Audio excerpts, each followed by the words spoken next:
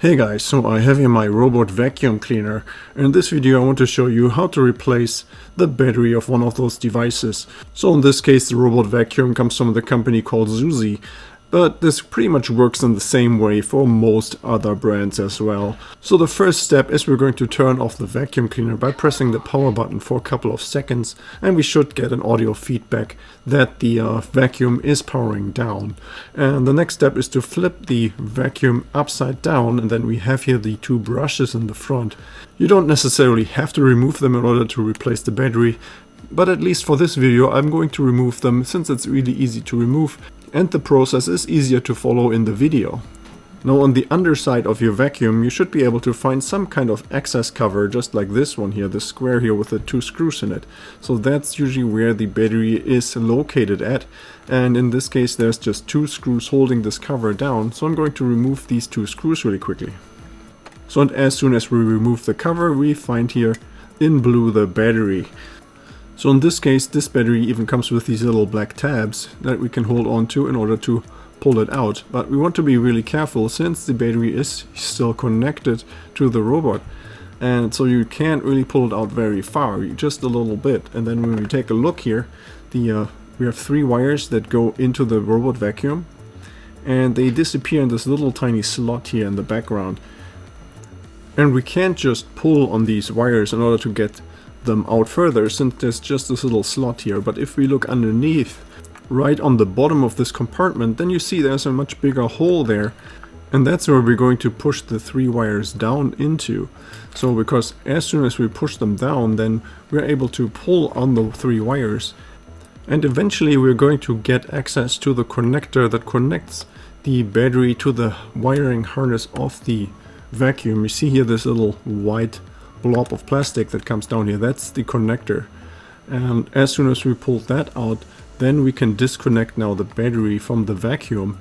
And we do this by pressing on this little lever here that you see on top of this connector. You see this, it's kind of a little clamp that holds the two sides together. See, when you push it on there, then it's going to detach it, and now we can just easily pull off the wires from the battery.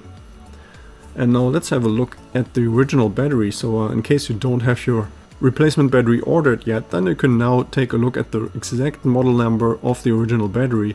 You see here this pretty long code here, INR1, la la. So that's the replacement battery that I need for this vacuum.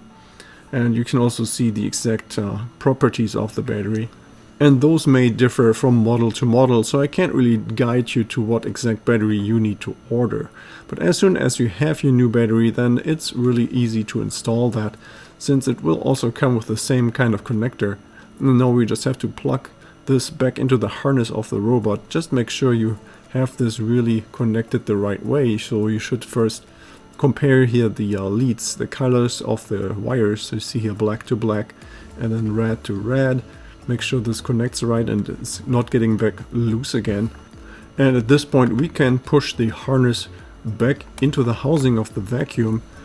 You should try to push the wires in as deep as you can, since usually those compartments for the batteries are really tight and not very big, so there's just room for the battery itself.